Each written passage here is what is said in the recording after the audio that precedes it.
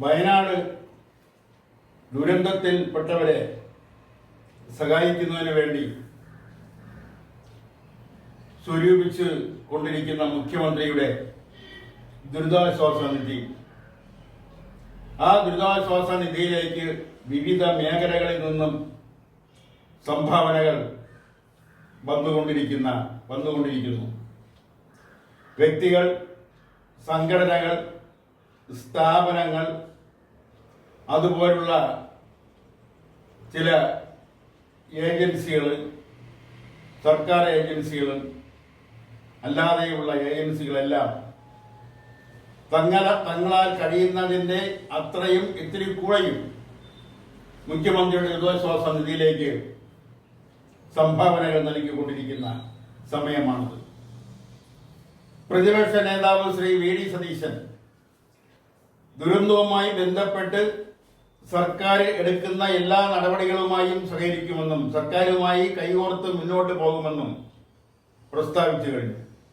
മാത്രമല്ല, പ്രതിപക്ഷ MLA-മാരുടെ ഒരു മാസത്തെ ശമ്പളം മുഖ്യമന്ത്രിയുടെ ദുരിതാശ്വാസ നിധിയിലേക്ക് നൽകാനും തീരുമാനിച്ചു. നൽകുമെന്നും അദ്ദേഹം പ്രഖ്യാപിച്ചു.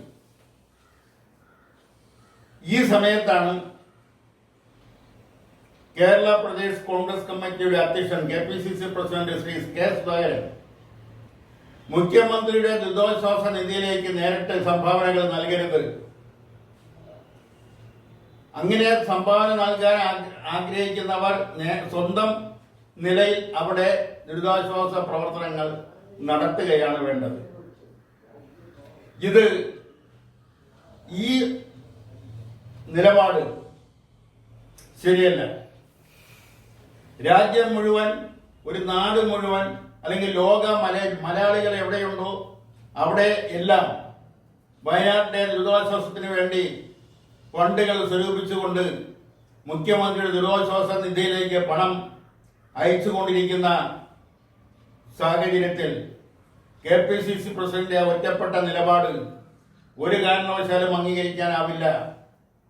അത് അദ്ദേഹം എങ്ങനെ, എപ്പോൾ, എന്ത് അർത്ഥത്തിലാണ് പറഞ്ഞത്, അല്ലെങ്കിൽ ഏത് സ്വഭാവത്തിലാണ് പറഞ്ഞതിനെ കുറിച്ചും വ്യക്തമല്ല. എന്തായാലും അത് പൂർണ്ണമായും നിരാകരിക്കുകയാണ് കേരളത്തിലെ ജനങ്ങൾ. KPCC പ്രസിഡന്റ് ഓർക്കേണ്ടത്, ഇത് കണ്ണൂർ മാത്രമല്ല കേരളം എന്ന് പറയുന്നത്. കണ്ണൂർ ജില്ലാ പ്രസിഡന്റായിരുന്നു കെ സുധാകരനെങ്കിൽ ഒരുപക്ഷെ ഇത് പറഞ്ഞിരുന്നെങ്കിൽ കണ്ണൂർക്കാർ ചിലപ്പോൾ ഇത് അംഗീകരിക്കുമായിരുന്നു. കണ്ണൂരിലെ കോൺഗ്രസ്സുകാർ ചിലപ്പോൾ ഇത് അംഗീകരിക്കുമായിരുന്നു. അപ്പോഴും അതിന് എതിർ ശബ്ദങ്ങൾ ഉണ്ടാകും. കാരണം കണ്ണൂർ രാഷ്ട്രീയവും മറ്റ് പ്രദേശങ്ങളിലെ രാഷ്ട്രീയവും തമ്മിൽ വ്യത്യാസമുള്ളതുകൊണ്ടാണ് ഞാൻ കണ്ണൂരിനെ എടുത്തു പറഞ്ഞത്. എന്തായാലും ആ KPCC പ്രസിഡന്റ് അഭിപ്രായത്തോട് കോൺഗ്രസ്സുകാരും യോജിക്കുമെന്ന് തോന്നുന്നില്ല. അതുകൊണ്ടാണല്ലോ പ്രതിപക്ഷ നേതാവ് സർക്കാരിന്റെ എല്ലാ ദുരിതാശ്വാസവുമായി ബന്ധപ്പെട്ട് എടുക്കുന്ന എല്ലാ തീരുമാനങ്ങളിലും കൂടെ നിൽക്കുമെന്നും സഹകരിക്കുമെന്നും പ്രതിപക്ഷ MLA-മാരുടെ ഒരു മാസത്തെ ശമ്പളം മുഖ്യമന്ത്രിയുടെ ദുരിതാശ്വാസ നിധിയിലേക്ക് സംഭാവനയെ നൽകുമെന്നും പറഞ്ഞത്. കാരണം എല്ലാത്തിനെയും എതിർക്കുന്ന ഒരു സ്വഭാവം. ഇത് മലയാളിയുടെ കൂടപ്പിറപ്പാണെങ്കിലും ഇത്തരം ഒരു സന്ദർഭത്തിൽ നൂറുകണക്കിന് മനുഷ്യജീവൻ പൊലിഞ്ഞ രണ്ട് പ്രദേശങ്ങൾ പൂർണ്ണമായും ഇല്ലാതായ ഒരു ദുരന്തം, ആ ദുരന്തത്തിൽ ദുരന്തത്തിൽ അകപ്പെട്ടവരെ കൈപിടിച്ച് കയറ്റുന്നതിന് വേണ്ടി സ്വരൂപിക്കുന്ന ദുരിതാശ്വാസ നിധിയിലേക്ക് എല്ലാവരും തങ്ങളാൽ കഴിയുന്ന വിധമുള്ള സംഭാവനകൾ നൽകുകയാണ് വേണ്ടത്. അതിന് എതിർ ശബ്ദം ഉണ്ടാക്കിയെടുക്കുന്നത് ഒരു കാരണവശാലും അംഗീകരിക്കാനോ കഴിയില്ല.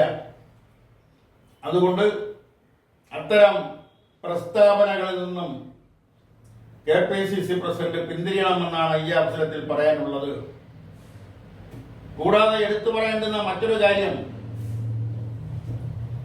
പരിതസ്ഥിതി ലോല പ്രദേശങ്ങളുടെ കരട് ലിസ്റ്റ് കേന്ദ്ര ഗവൺമെന്റ് പ്രസിദ്ധീകരിച്ചിരിക്കുന്നു.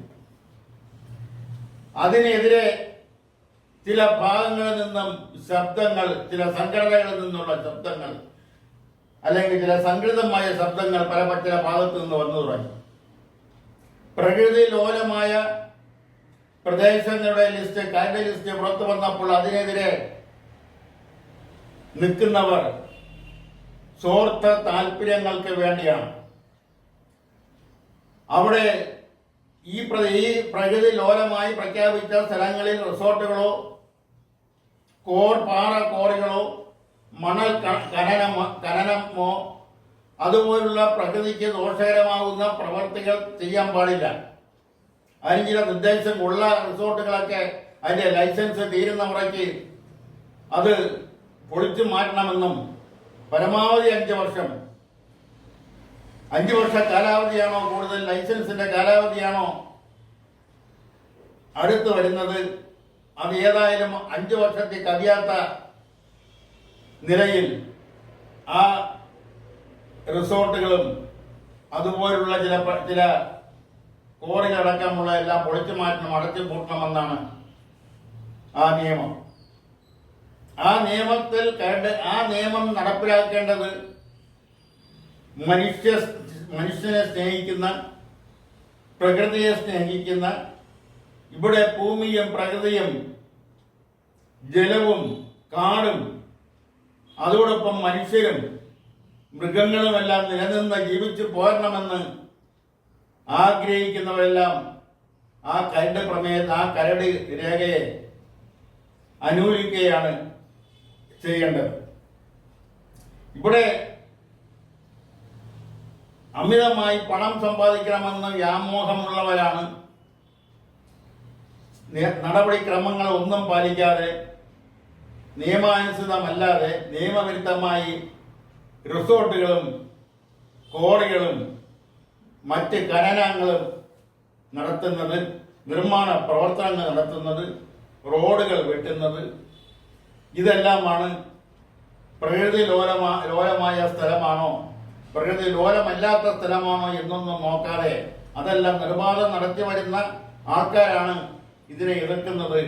ആ എതിർപ്പിനെ അംഗീകരിച്ചു കൊടുക്കാതെ ഈ കരട് രേഖയിൽ പറയുന്ന മുഴുവൻ സ്ഥലങ്ങളും പ്രകൃതി ലോലമായ പ്രദേശമായി പ്രഖ്യാപിച്ചുകൊണ്ട് ആ പ്രകൃതി ലോലമായ പ്രദേശത്തെ സംരക്ഷിക്കുന്നതിന് അവിടെ അനധികൃതമായ നിർമ്മാണമോ അതുപോലുള്ള മറ്റ് പ്രവർത്തനങ്ങളോ നടത്താൻ അനുവദിക്കാത്ത നിലയിൽ കർശനമായ നിയമ നടപടികൾ സ്വീകരിച്ചുകൊണ്ട് മുന്നോട്ട് പോകണമെന്നാണ് ഈ അവസരത്തിൽ അതിശക്തമായി പ്രതികരിക്കാനുള്ളത്.